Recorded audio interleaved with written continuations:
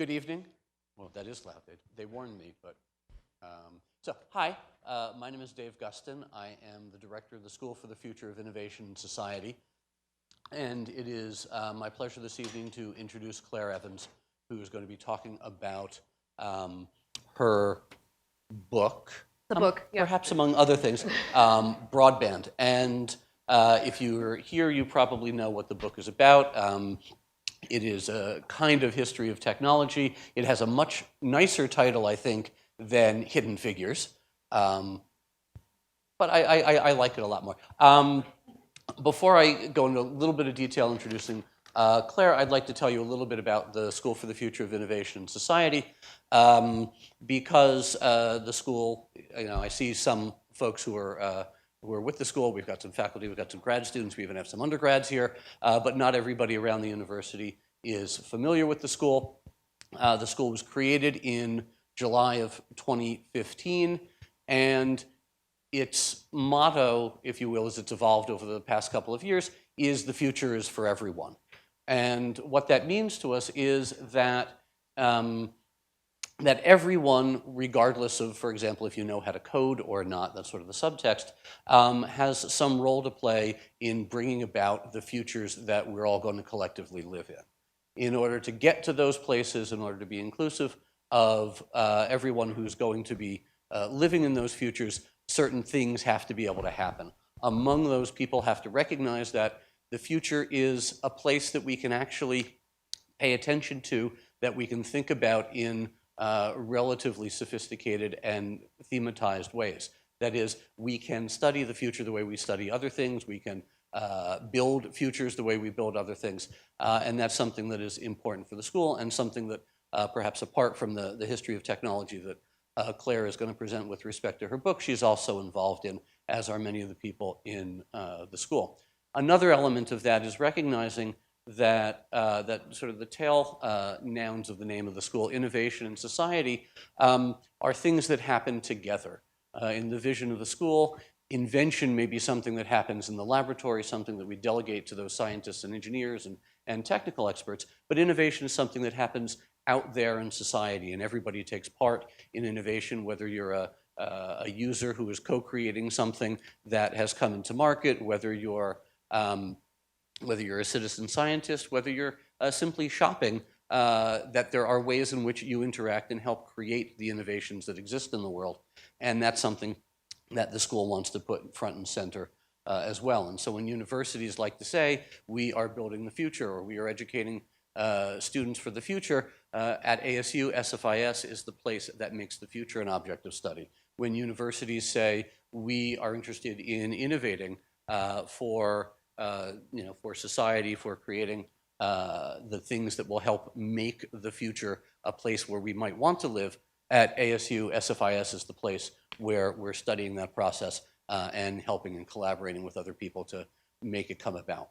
And so in Claire's book, she's also sort of excavating this interesting part of the past that we often perhaps don't think of when we think of things that happen with respect to the internet. When we think of Silicon Valley, we are often thinking about things that are constructed by a certain kind of guy. And this is a different take on that, and a different world that can be created by thinking about the different people who are making futures. So now the little bio introduction. Claire Evans is not just a writer, but a musician. She is a singer and co-author of the pop group Yacht, and the founding editor of Terraform, Vice's science fiction Vertical. She is the former Futures editor of Motherboard, and a contributor to Vice, Rhizome, Quartz, The Guardian, Wired, and Aeon, probably other places too. And she just told me a story, I hope I'm allowed to say this, that she was also involved in the reboot of Omni Magazine. You can ask her about that later. Sorry. It was such a good story. She's an advisor to graduate design students at the Art Center College of Design, and a member of the cyber feminist collective Deep Lab. She lives in Los Angeles. And before I turn over the mic to her, If this is the kind of thing that you enjoy, let me just do a plug for another sort of future-oriented activity that the School for the Future of Innovation and Society is doing later this month. That is Emerge, a festival of futures, which will happen, there it says, Saturday, March 30th, basically all afternoon and evening, centered on the lawn in front of the University Club and Old Main, and the theme will be around invention, and it is sort of an homage to the 500th anniversary of the passing of Leonardo da Vinci. And so, thank you, Claire, so much for your visit here, and I'm looking forward to your talk. Thanks, Dave.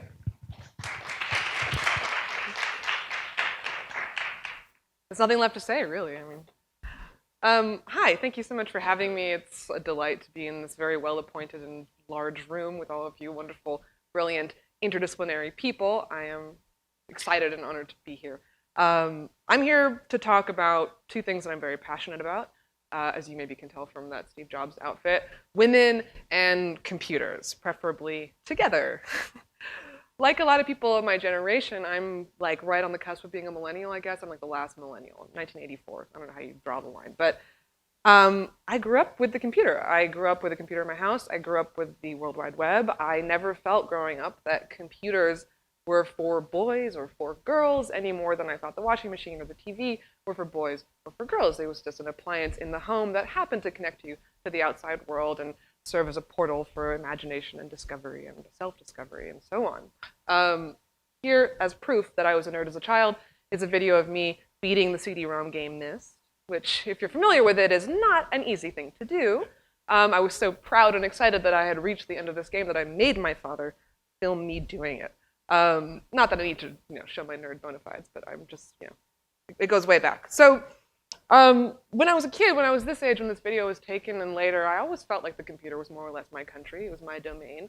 I thought of myself as like a net native, someone for whom the World Wide Web was as natural a sort of fiefdom as anything else I had access to in my life. I felt like it was my own. It was my country. But something happened in the intervening years between this video and me standing here, and that's something that maybe happened to the web. It's something that maybe happened to me, but I certainly stopped feeling as though the web was my country and that the computer was my domain. I began to feel alienated from it. I began to feel unwelcome as a human person, probably more importantly as a human woman. So a few years ago, I started asking myself, had that been an illusion, this sense of mastery that I had as a young child? Had the computer, had the web ever really been my country? And if not, how long had I been in exile without knowing it? In March of last year, almost a year ago now, I published this book, Broadband, which is the result of that question, essentially. I spent 2.5 years thinking about women and computers in the past, talking to lots of really amazing older women about their careers in the early computing industry at the dawn of the internet and on the first wave of the World Wide Web. And I suppose I wanted, or I needed, a history of technology that might include somebody like me, that might present a lineage to which I could be the logical conclusion. I was looking for my grandmothers and my great-grandmothers.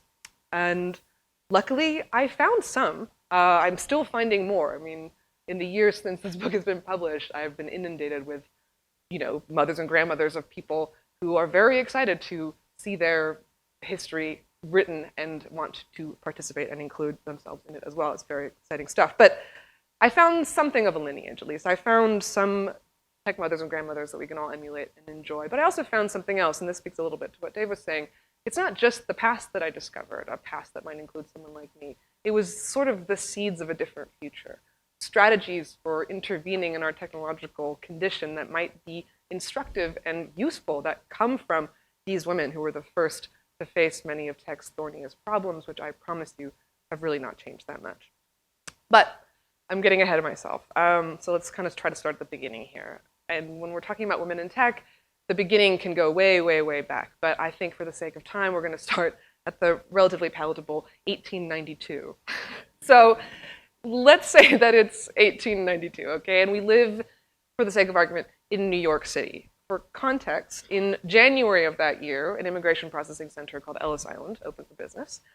In March of that year, in Springfield, Massachusetts, the very first public game of basket space ball was played, initiated by this man, Dr. James Naismith, who was a YMCA instructor, desperate to keep a class of stir-crazy young people entertained indoors during the winter. But the winter is over now, and it's the 1st of May. So just shy of summer, just shy of the 20th century. It's before the screen, the mouse, the byte, the pixel, but there's a strange notice in the classified pages of the New York Times. On that day, it says, "A computer wanted." This is the first instance of the word computer in print, and it wasn't placed, of course, by a time traveler. We didn't have some Gilded Age person who was jonesing for a long-lost MacBook. They were not looking for a computer to buy, as you can see. They were looking for a computer to hire, because for close to 200 years, the computer was not a thing. It was a job, as in someone who computes, who performs computations for a living. Same is true for the word calculator, incidentally. So say you decided to answer that want ad. First, you would take a math test. Hopefully you would pass. And then on your first day on the job, you'd be given a spot on a long desk like this. And every day you would sit at that desk and work on complicated large-scale math problems. And these problems would be too big for any single individual to tackle alone. By nature, they would be broken down into these smaller steps so that large rooms of computers could calculate them in concert together, cross-referencing each other's work and crunching numbers as a group. And you'd be part of this team working in parallel. Together you would advance astronomy or maritime navigation or pure mathematics, but there were many things that you could do, and you would, in doing those things, embody the emerging computational infrastructure of the early scientific age. You would quite literally, with your body, make science possible. Computing offices like these were basically thinking factories. That's a good way of thinking about them. The 19th century mathematician Charles Babbage called what human computers did mental labor, and that's pretty much it. The prevailing idea was that computing did not require intellectual talent or sophistication. It was kind of a cottage industry, and it was just work that you did with your brain, in the same sense that hammering a nail is work that you do with your arm and your eyes. But of course, human computers helped launch the US space program by making trajectory calculations at NASA. They assisted studies of nuclear fission on the Manhattan Project. They crunched astronomical data at Harvard. They cracked World War II codes at Bletchley Park. The applications of their work was as manifold as any application of mathematics and technology. But they all had one thing in common, which is they were all women. Yes, of course. Why are we here if not? Yes, computing was so much considered to be a woman's job that by the time mechanical computers came along to replace their human counterparts, mathematicians would actually measure how long they took to process problems in girl years. And they would describe units of machine labor as being equivalent to 1 or more kilo girl. That's how embodied the computational infrastructure was and entangled with women's bodies and minds. Of course, from the beginning, women doing this kind of work were paid less than men. In the late 19th century, this man, the astronomer Edward Charles Pickering, needed an arsenal of human computers to analyze stellar spectrum data at his Harvard lab. And in order to get the most bang for his buck, he hired only women, including his maid, Wilhelmina Fleming. Not because he had some particular respect for the female mind or he wanted to give Wilhelmina Fleming a step up in life. It's because he could hire twice as many people for the same work because they were paid half as much. But, of course, the Harvard computers, which are unfortunately known to history sometimes as Pickering's harem, they did a whole lot of stuff. They cataloged 10,000 stars. Wilhelmina Fleming, she discovered the Horsehead Nebula. And the maid, that's Wilhelmina Fleming, and then her colleague, Annie Jump Cannon, who has the coolest name in the history of science, she was famous for being able to classify stellar spectrum data at a rate of 3 stars per minute. Pretty good computational speed for the time. They quite literally mapped the cosmos, but their wages were equivalent to those of unskilled workers. So they made between 25 and 50 cents an hour, which was just barely more than a factory worker, but less than a clerical one. Of course, this might have been a novelty in the 19th century, but things change, thankfully, and especially during wartime, for what it's worth. Major wars have an unmistakable effect on gender and work. The American Civil War brought large numbers of battlefield widows into the workplace for the first time, and of course, the First and Second World Wars ushered thousands of women into the workplace as mechanics, quite famously, but also as typists, clerks, and mostly telephone operators. Telephone companies were the first mass employers of a female workforce. So in 1891, there were 8,000 women working for the telephone companies, and by 1946, nearly 250,000. So that's a massive explosion. And once again, these are female bodies and minds forming a kind of underlying technical infrastructure for an emerging technological age. They were quite literally patching the cables. They were serving as conduits, sort of synapses in this sort of larger machine. By the early 20th century, they were staffing switching boards, but also keeping records, taking dictation, doing all these rote office tasks that are now very often performed electronically by digital assistants and bots, automated systems, and of course AI like Alexa and Siri, many of which still speak in the default with female voices. As for the human computers, they began to disappear around the 1940s, although in some domains, most notably in aeronautics, important calculations continued to be checked and calculated by hand until well into the 1970s, which is when NASA formally dissolved its human computing divisions, two of the stars of those divisions right here. Many human computers found work programming the machines that would replace them. So the mechanical computers, which began to emerge around the spike in computer science research during the Second World War. And these were the earliest electromechanical and electronic machines, which were developed in secret by the US and the Allies and the Germans to crunch numbers for the war effort. The first people hired to operate those machines were the women who were already doing those same calculations by hand, mostly ballistics trajectory calculations. And because software was not yet seen as something more important than patching cables like a telephone operator, or handling paperwork and cards like a secretary, or doing math like a computer, it was a job that was kind of naturally handed off to women who accepted it gladly, because here was finally something they could do with their mathematics educations that wasn't just teaching or becoming a secretary in an insurance office. Except, of course, that operating these machines was not at all a simple proposition. They had no precedent. They had no instruction manual. When Grace Hopper was first assigned to program the Harvard Mark I computer in 1944, it was the literal first computer of its kind. It was Mark I, so there was no precedent whatsoever. She had to understand how to work it, how to take the math that she had been doing and put it on this machine by reverse engineering the machine, which is something that many engineers still do today. She had to study wiring diagrams. She had to take components apart until she understood its workings as well as, if not better than, the hardware engineers that had built it. The same was true for the first 6 women who were hired to operate the first all-electronic programmable computer, the ENIAC, by the US Army. And here, when I'm talking about programming, I'm talking about programming at the machine level. So these were women that were crawling around on their hands and knees inside of a giant room-sized machine in order to replace burned-out vacuum tubes and patch cables, rewire wiring boards, and very physically interact with this massive behemoth, which was then disassembled and reassembled many times. By the time that they were finished doing this and understanding its workings and putting differential calculus equations onto this machine, the ENIAC could run problems in seconds, but their job was officially classified as being sub-professional. In fact, when the ENIAC was unveiled to the press and the public after the war in 1946, these women were never introduced.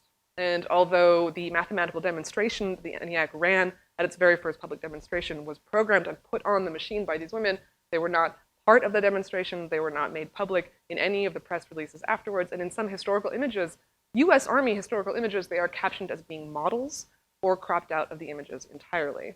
So I'm going to sort of, for the sake of righting the historical wrong, these are their names: Kathleen McNulty, Betty Jean Jennings, Elizabeth Snyder, Marilyn Westcott, Frances Belis, and Ruth Lichterman. Otherwise known as the ENIAC 6, otherwise known as the best punk band name that nobody has ever claimed. And I give it to you, please run with it if you have an all-girl punk band.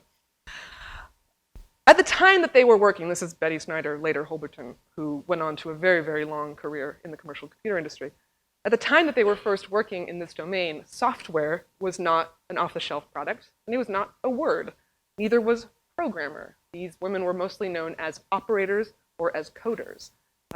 Betty Snyder called the job being a cross between an architect and a construction engineer, which is pretty close to the craft of programming today.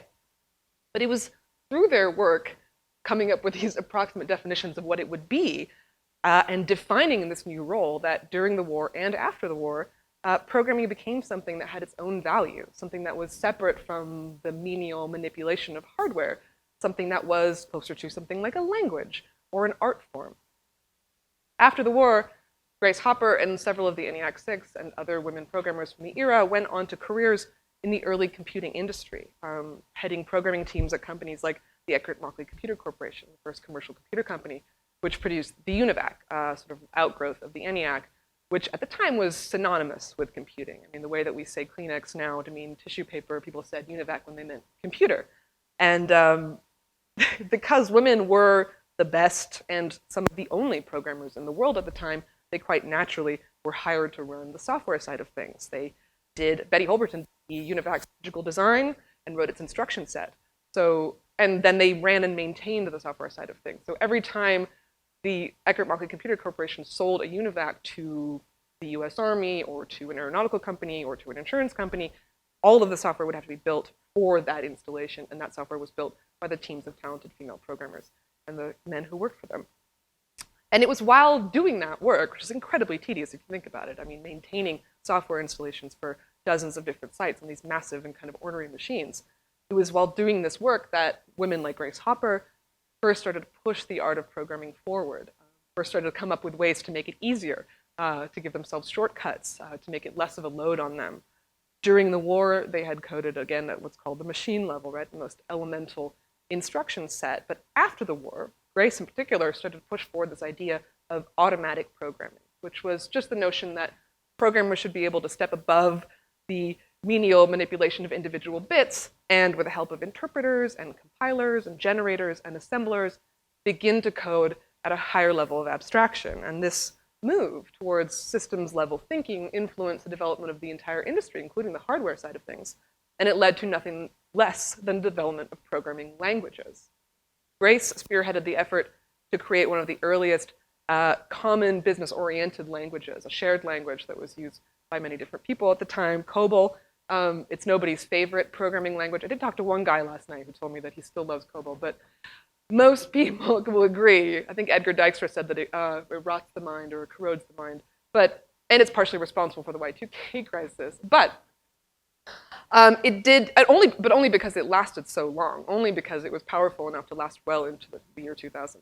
And it did a tremendous job of opening computing up to a new generation, because people like Grace strongly believed and understood that computing could never develop as an industry if it remained something that was only the purview of experts, if it stayed in the hands of what was then kind of known as a shadowy priesthood of unknowable coders. Grace wanted to see programming made accessible to a new generation of people who weren't necessarily going to get really excited at the process of writing machine code. And she knew that could only be possible if users could communicate with their machines using something like natural language, and if that natural language could be machine independent, so could work as well on a UNIVAC machine as it did on an IBM machine. And this notion of interoperability and access, regardless of expertise, is something that comes up again and again in the history of women in computers as I see it. And it's what I'd like to emphasize to you today. I'm going to introduce you to a few more women from my book from this history. And these are women who were really at the front lines of technology. And I hope as you meet them, you can sort of internalize the lessons that they present to us, because we have a lot to learn from them. Again, as I said before, the biggest problems in technology really haven't changed much, and we can still use some of these solutions. So I mentioned at the beginning of this talk that these women are the seeds of a different future. And I can't emphasize enough that how many times I found myself reading about a technology or an approach to technology in some of these women's stories that, had it been implemented early enough and at scale and with capitalization, then could have really fundamentally changed our information ecosystem today. These women aren't just role models for me, they're glimpses at another way of being, and another way of treating one another online and everywhere. So keep that in mind as we move through this. This is Radia Perlman. Is anyone familiar with Radia Perlman? Okay, cool. In the 70s, when this photo was taken, she was one of only about 50 women in her class at MIT. In co-ed housing, she was the only woman. She was the resident female, so an oddity.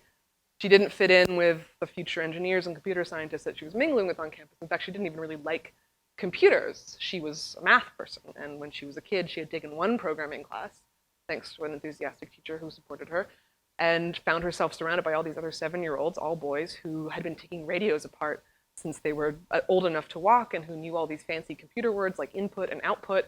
She had never taken a radio apart because, even though her name was Radia, she'd assumed that she would have gotten electrocuted. I love the name Radia.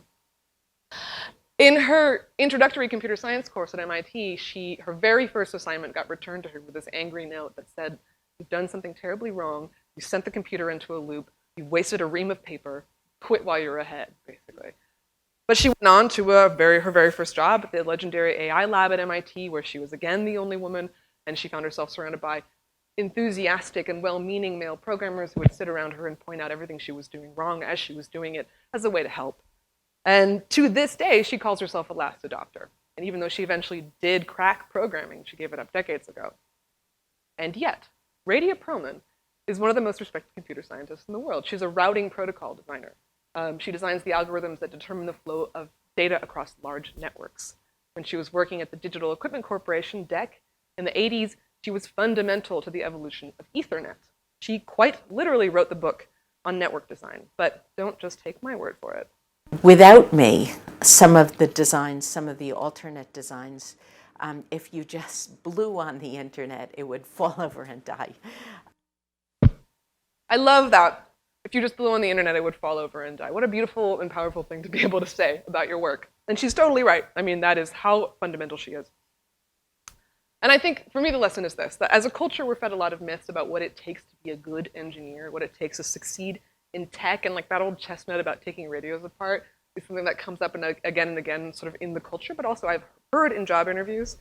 And that's cool. I mean, being a tinkerer, of course, is an asset. Tinkerers probably run the world, but they aren't necessarily able to do something like what Radia can do, which is step outside of really complex systems and see the larger patterns at play, and also to design explicitly with ease of use in mind. Because of her early experiences feeling alienated and freaked out by hardware, she designs things that are intuitive, that are for people like her as she perceives it, that just work without you having to do anything. I think it's really damaging to think that only people who have a very specific kind of technical aptitude are worthy of contributing to technology.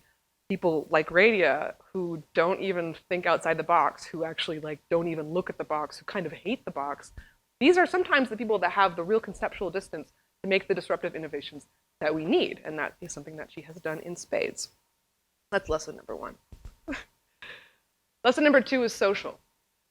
This is my friend Stacy Horn. When this photo was taken, she was a cool 80s power lady, and she had just founded an online community system service, BBS, called Echo. And in those days, online community still meant this BBS system. It meant a text window that you called on the phone, essentially, and paid for by the hour. Stacy had been a devotee of this very popular BBS system on the West Coast called The Well, which was very popular with these sort of early environmentalist cyber hippie types like Stuart Brand and so forth. But she was a New Yorker, and there was still kind of a geographical divide between the East and West Coast internet in those days because it cost more to dial into a service on the West Coast. So she was spending more money, and she felt out of place because she was too cynical for all the cyber hippies. She couldn't get down with all that stuff. So when she founded her own BBS system in 1989, she called it Echo, the East Coast Hangout. And this ad will give you a sense of the atmosphere of Echo, which was like snarky and funny and cynical and Gen X-y. And she hosted it not out of a garage in Palo Alto, but out of her very own apartment in Greenwich Village on a stack of modems surrounded by figurines of Gumby and personal photographs and stacks of paper, etc. So it was an interesting place in of its own, but it had something else really interesting about it, which is why I want to talk about it.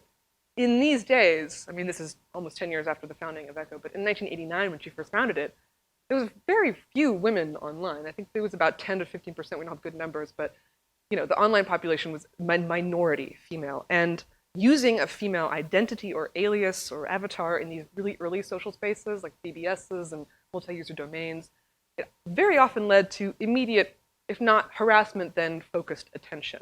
And a lot of women would use gender-neutral aliases or male pseudonyms in these spaces in order to just not be bothered, which had the effect of, you know, anonymizing them, but it also made it really difficult for women to find each other online. Genuinely difficult for women to find each other online. But Echo's user base from the outset was 40% female. So that's a remarkable accomplishment at a time when the internet was almost entirely male-dominated. It was the first online space to be truly hospitable to women in any way, although Stacy always resisted quite strongly the idea that she might have created some kind of safe space. In 1998, she wrote, "Bite me, I wanted more women on Echo to make it better.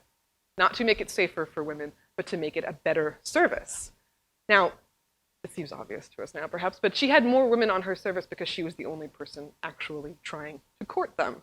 She did a lot of things that other founders did not do, primarily recruit people from non-technical spaces. She would go to bars and parties and art openings and galleries in New York City where she thought they were interesting people and would just encourage them to do what sounded insane to most people at the time, which is spend $100 on a modem and sign up for this new online community.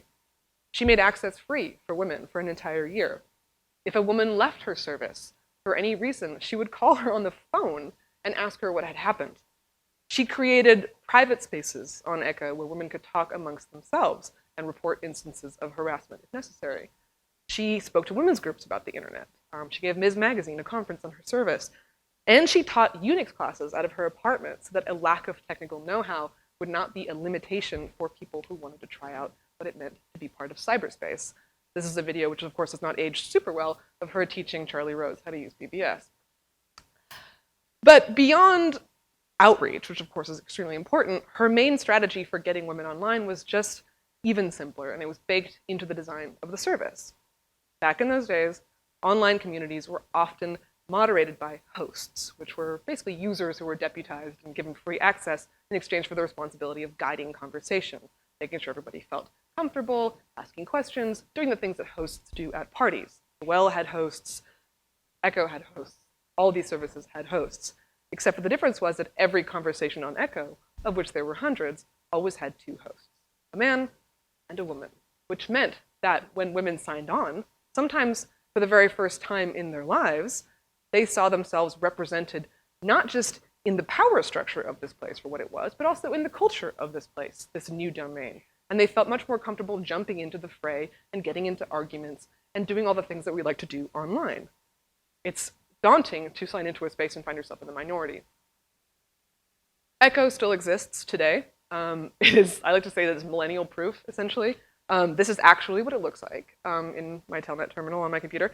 It's one of the oldest continuously operating online communities in the world, and it's fascinating peek into the way things used to be. I mean, people would basically live tweet on Echo before the invention of Twitter, so you have people kind of gabbing in real time about the O.J. Simpson Bronco chase and about the Anita Hill hearings and about 9/11.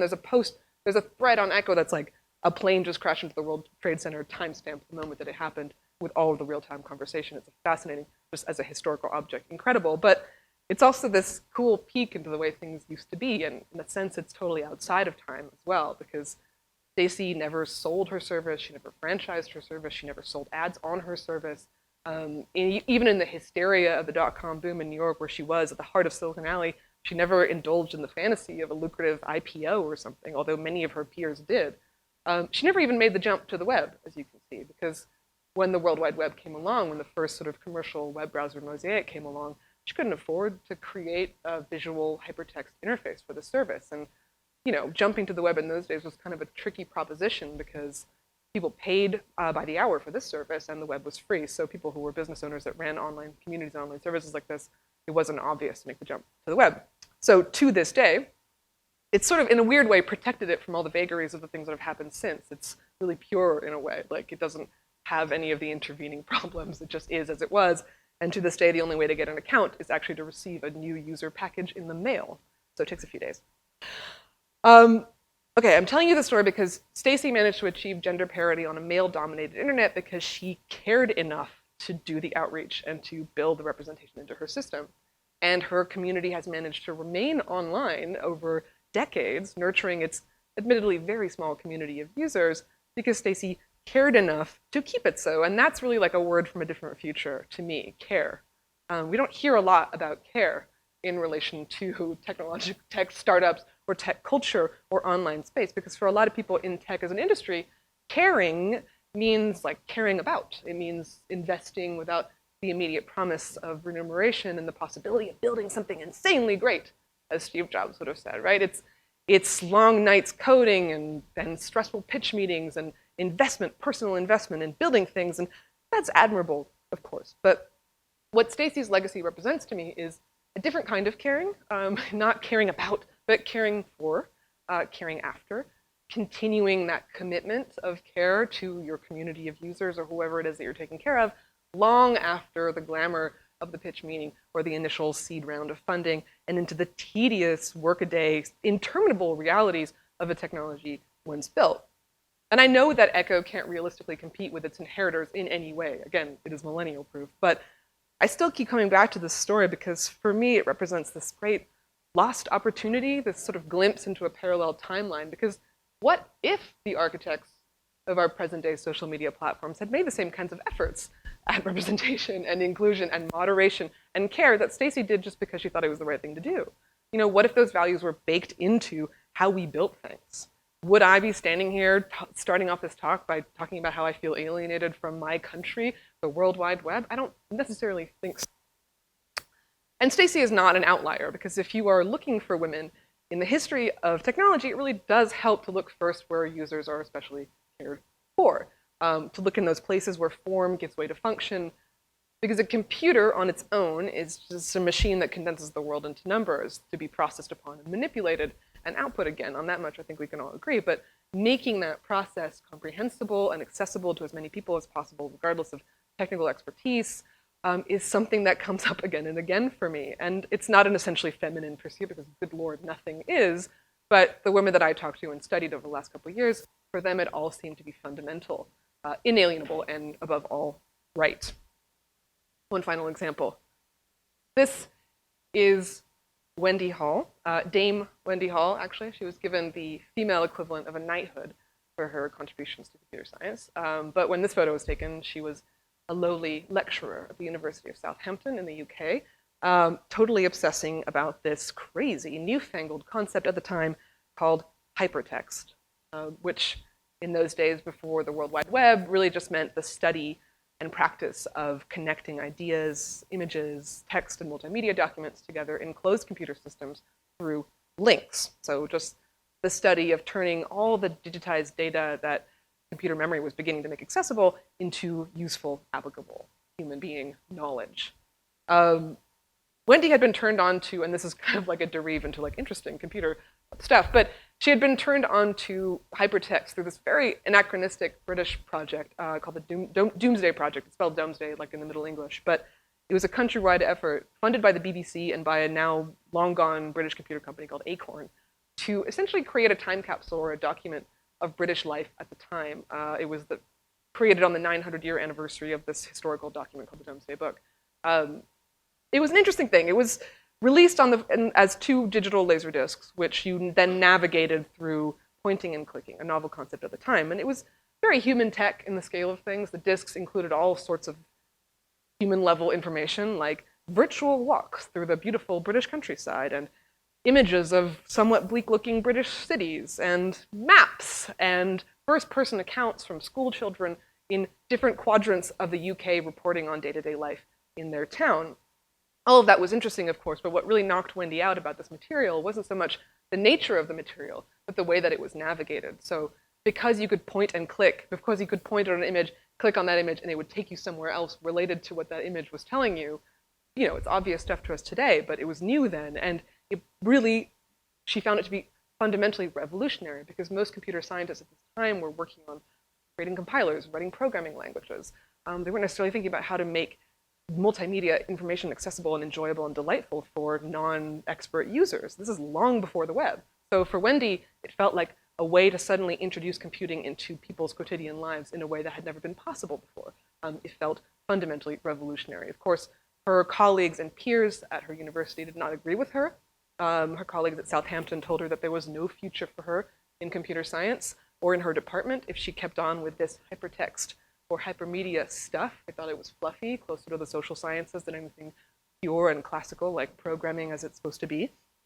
But she ignored them. She actually went to the US, where she met a bunch of interesting hypertext pioneers and realized that she wasn't an outlier, that there was a real discourse around this, and dedicated her efforts upon returning to the UK to create a system that would make it possible for people to browse library materials through lots of interconnected multimedia links. So she started with the library archives at her own university, which happened to have really strong multimedia holdings. But eventually, by 1989, she had built a team who had then built a system called Microcosm. So this is what Microcosm looked like. And just as the World Wide Web would a few years later, Microcosm demonstrated this new and totally intuitive way of navigating information. It made that information dynamic, it made that information alive, it made it adaptable to its users. In fact, it wasn't like the web at all because it was a lot better. And this is probably 101 for a lot of people here, but on the web as it exists today, thank you, the links are contextual. They're embedded in documents, which means that when the destination of a link is taken down or changed, we get what's called a 404 error, right? That link is said to rot. And that is something that happens at a rapid pace throughout the internet. I think the average lifespan of a website is about 9 years. So there are dead links sowed throughout the World Wide Web, and it's part of our experience as navigators of the World Wide Web to come upon these dead links. And fine, but every time we get one of these links, it means that the piece of information about what connected two different important ideas, or unimportant ideas, depending on what part of the internet you're on, is gone forever, right? And that's metadata. That's a loss for our culture. We are losing a big and important piece of information about the connections between things. That's no bueno. But microcosm, Wendy's system, structured links completely differently. Links were not contextual or embedded in documents. They existed as a kind of overlay, and they were stored separately in a link base or a link database or link base, which meant that they communicated with the documents in the system without making a mark on them. They were transparent in that sense, and they never changed the material fundamentally, which means essentially that a link in microcosm could have many different destinations. It could go to more than one place.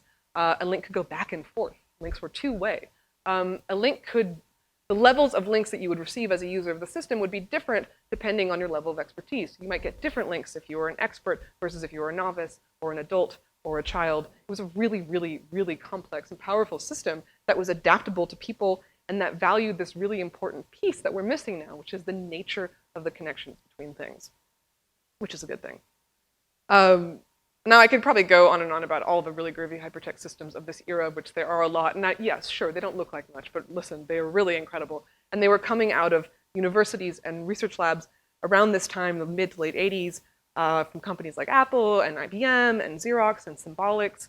And pretty much every major hypertext project of this era had women in senior positions, if not completely at the helm. And there's a lot of reasons for that. I mean, one of them is simply just that hypertext at this time was a much more convivial discipline for people from various diverse educational, cultural backgrounds. The early hypertext conferences, Wendy tells me, were basically full of the literati of computer science. There were historians and poets and writers who were interested in nonlinear storytelling.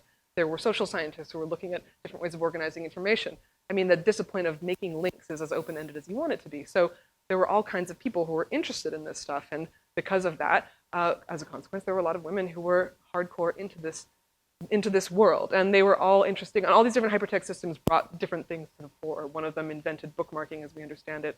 The anchor link comes to us from a hypertext system at Brown. There's a long and rich history here, but I'm not going to bore you with it.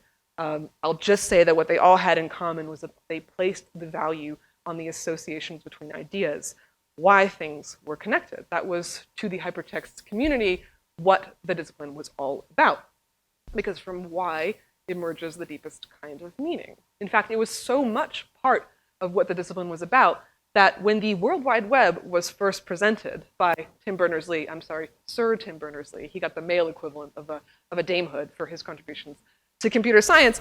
When he presented the World Wide Web for the very first time in the US at the 1991 Hypertext Conference in San Antonio, Texas, everyone there thought his system was juvenile at best. His paper was not accepted to this conference. He was forced to lug his $10,000 Nextcube all the way from Switzerland to present the World Wide Web on the conference floor, which happened to be, during the demonstration period, which happened to be held at the same time as the cocktail hour. So not many people even went to look at it because they were busy drinking margaritas from the free margarita fountain outside.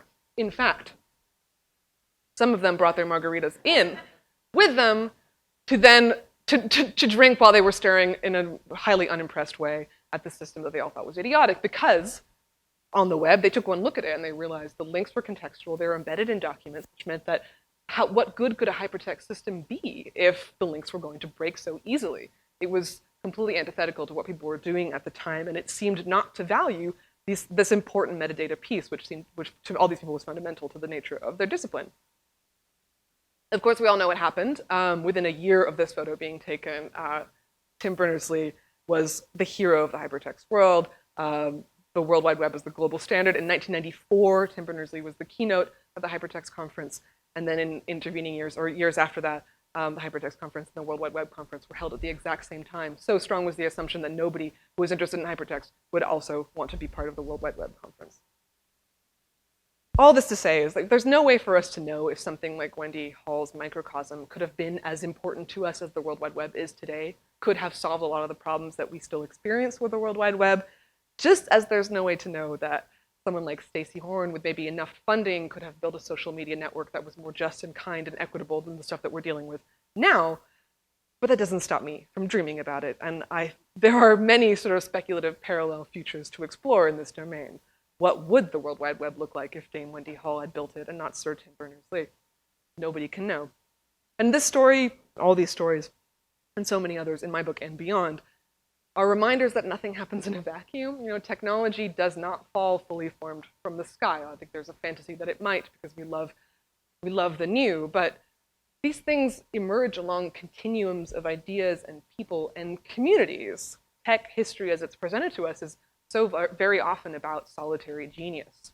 Tim Berners-Lee and Steve Jobs and Bill Gates, and sure, those are remarkable people, of course, but they've never been alone. They've always been surrounded by people. And that's kind of what makes technology so exciting. I mean, making big things requires the work and the commitment of large communities of people. But it's also what makes it very difficult to trace the origins of some things, and more importantly, to imagine where they might have gone. When we don't see the multiplicity of all this stuff, we leave out a huge part of the story, and we make it harder for all those other versions of the history to work their magic on the present and make us imagine new possibilities and make it better. In the 60s, women were half of the workforce in computing, and up until 1984, women earned 40% of computer science degrees at American universities. What happened? A lot of things, which I won't necessarily go into now, but the industry has always found cunning ways to edge women out of the picture. Wage disparity, of course, as old as time, lack of mentorship, a sort of structural unwillingness to make space for childcare, and a large change in the sort of professional credentials and educational requirements that were necessary to become a programmer, which was then beginning to be called a software engineer in the mid-late 60s and early 1970s. So a lot of technology historians have suggested that the professionalization of this field is what led to its masculinization. And this seems to have set sort of a male-dominant precedent that has only reinforced itself through the years through marketing, which I think is really the more powerful force at play here. Marketing images like these, for example, an Apple II ad from 1977. These are the kinds of images that bake into our minds the possibility that a computing machine, which in of itself is, again, just an appliance, might have a preference for men versus women. Of course, it's not natural to computing, and it's not, and many of us are proof. So if you remember nothing else from this talk, nothing about sort of in the weeds hypertext stuff or the history of BBS systems, please remember that if there is a boys' club that dominates Silicon Valley or tech today, it's very definitely a historical anachronism that hopefully will soon be corrected. Machines can now perform in fractions of a second what would have taken a human computing office of the early 20th century many, many, many girl years to complete. But for a few centuries anyway, women were the hardware and distributed biological machines, networks capable of performing calculations far bigger than the capacities of any single individual. And these are calculations which charted the cosmos, which built the bomb, for what it's worth, which measured the world and made the early scientific age possible. The computer, as we know it today, is named after the people that it replaced. And long before we came to rely on the network as a natural state of being, our great-grandmothers and great-great-grandmothers were performing the function that brought its existence about. It took a generation to create the sort of technological briar patch that we live in now, and it will probably take another one to completely undo it, because these things start really young, and to say nothing of breaking it open even further.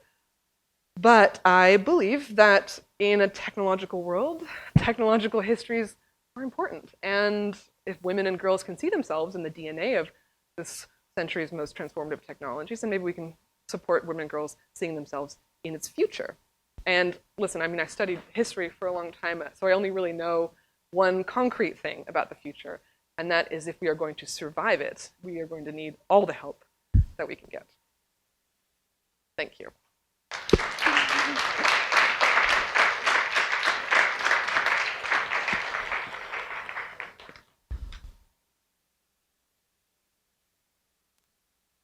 Thank you.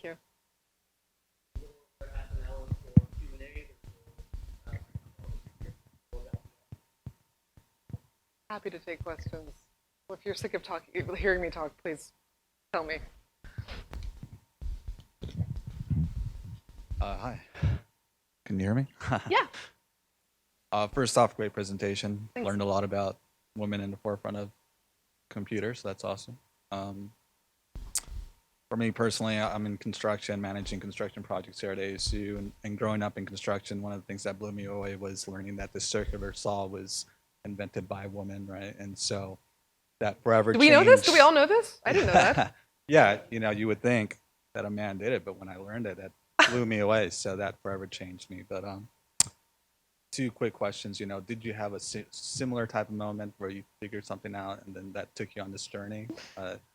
And then the second thing, I noticed your presentation used a lot of the old school magic style, Yeah. which my understanding was invented by women, right? Susan Kent or something like Susan that. Kerr did a lot of the icon design And that so I'm riffing just and ripping curiously, in the did that presentation. inspire you to use that for your presentation, Great. considering that it was largely designed by a woman?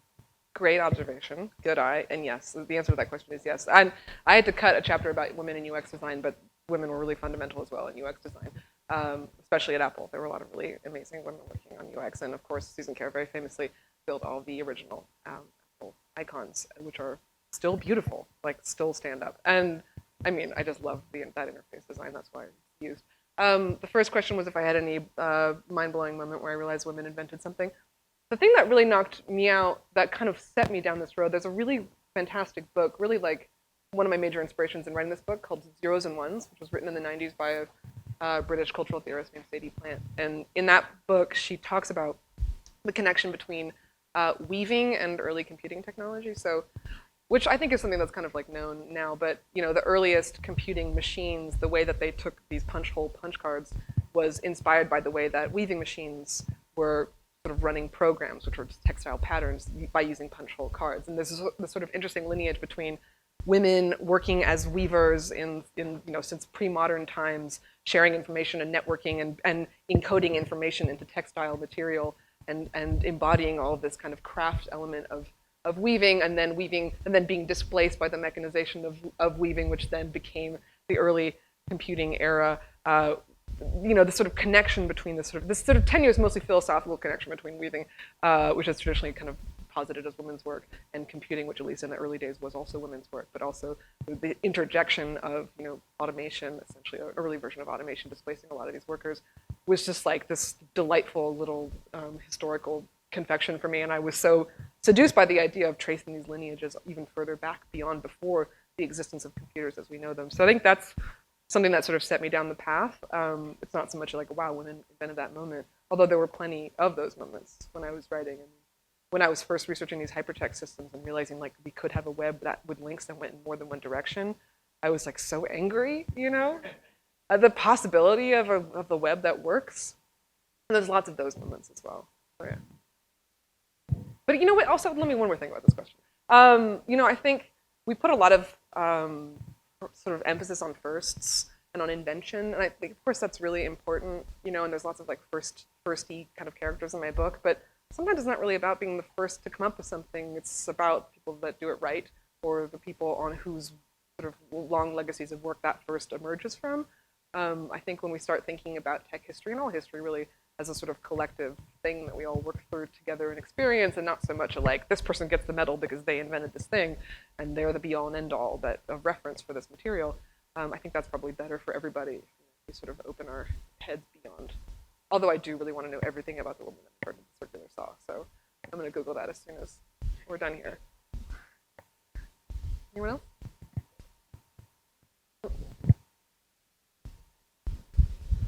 Hi. So I wanted to ask about some of the current culture and the web culture, because Yeah. for those of us who see the nastiness online that is true for everyone, but that is often much worse for women, do you have any suggestions on Carrier pigeons. on if there's any, if when you're just observing it, but there's in so many contexts it seems powerless and often just time consuming and pointless to even try to do anything about it, especially when it's a large community. It's not a small community, and and part of the problem seems to be that unhappy people may be spending more time doing these things. Yeah. So do you have any suggestions on anything to actually do about this? I have some thoughts. The thing is, like, we see a lot of toxicity online today, but that toxicity isn't necessarily new. I mean, there's always been trolls. Like, there's a really great Stacey Horn, who's the founder of Echo, wrote this really great book about her experiences running this service called Cyberville, which is the 90s name. But, you know, she has an entire chapter called The Fear, which is all about, like, all the truly objectionable people that tried to use her service. You know, they had a Nazi, they had trolls, they had sexual harassers, they had all the things that we have now. They had people that were, like, going through there and sowing discord and hate. It's just a question of scale, right? I mean, it's easier to deal with somebody like that when you have a community of 5,000 people and you have the ultimate authority over who to kick out of your system if they're being rude, versus if you're a company that's trying to be the internet literally for everyone in the world, and you're dealing with moderation problems at a scale so vast that you have to actually outsource moderation to traumatized people in Phoenix. Did you guys read that article? God. And elsewhere in the world. But so scale, I think, is always going to be a problem. And I think we can never really solve these problems if we're thinking about building technological platforms that have billions of people on them.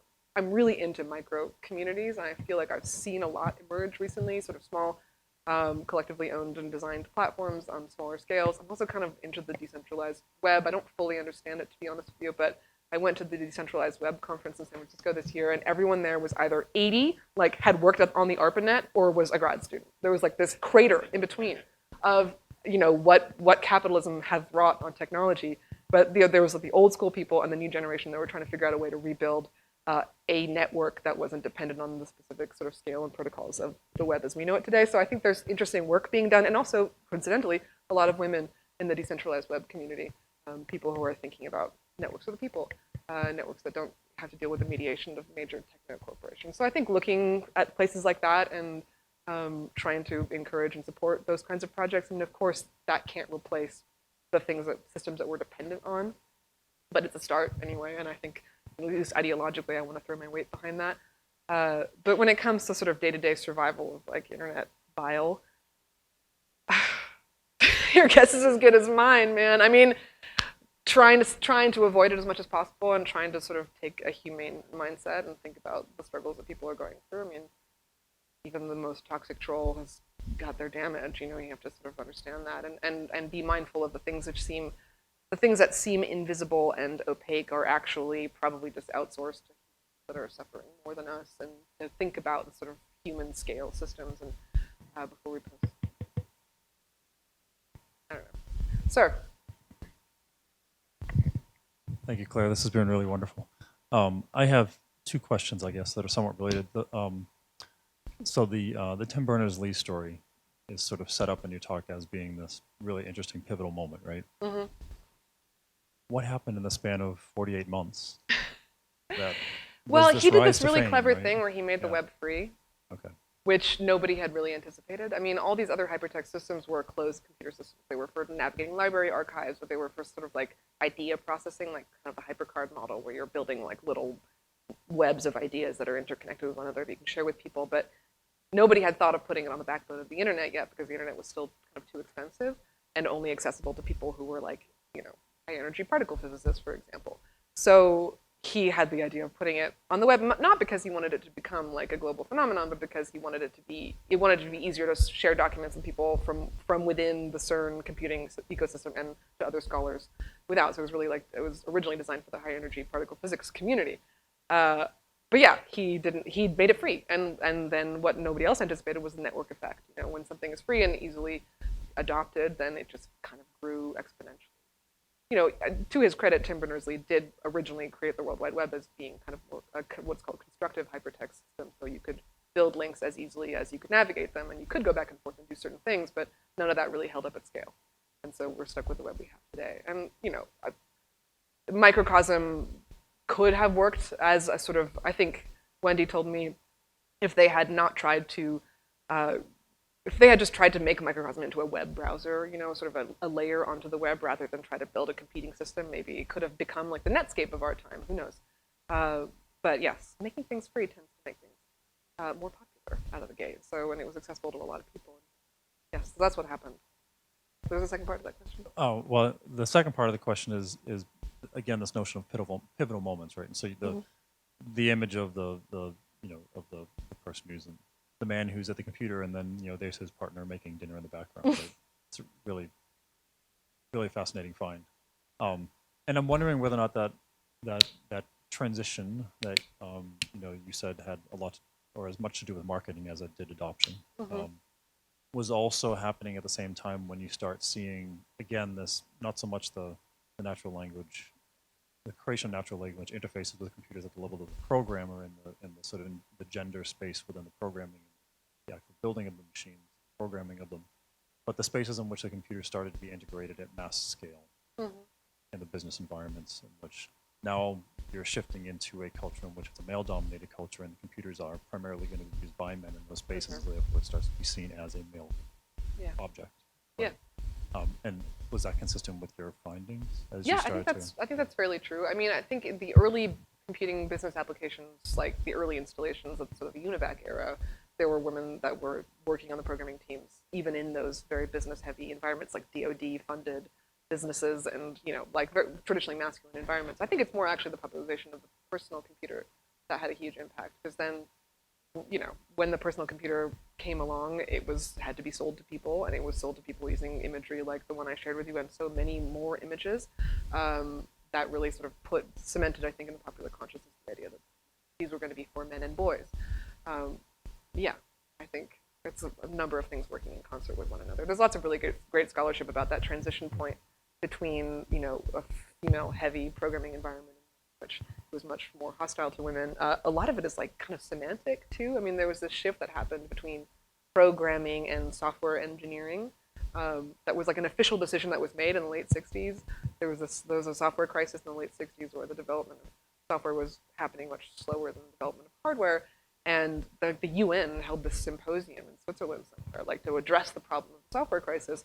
And one of the big things that came out of that symposium was we're going to start calling it software engineering now, and it's going to have all the sort of connotations of engineering, which include certain professional associations and credentials that are necessary to get a job as a software engineer. And that necessarily excluded a lot of people who maybe had to take time off from school to raise families or whatever it is. And it excluded the sort of self-taught people that had already kind of begun to thrive as programmers. So this sort of cultural semantic shift reinforced by marketing and, when I was a kid, like movies like Weird Science, where these nebbish boys are programming their dream woman, and that kind of stuff really like wires you hard in a certain perceptual way, and it's hard to undo. There's, not to ramble, but there's a chapter in my book at the end of the book about an effort in the mid-1990s to try to reverse that trend at an early childhood age by building video games for girls. Like there was this understanding, which I think is fairly true, that for a lot of kids, the introduction of the computer in their lives begins with computer games, and if computer games are only made for boys, then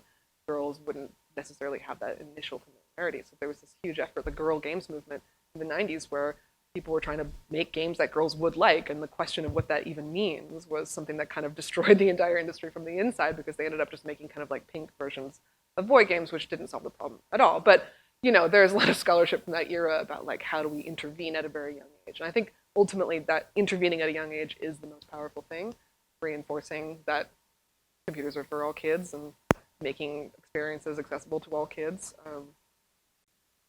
etc. I think we all know. I think we all know that. We got one in the back.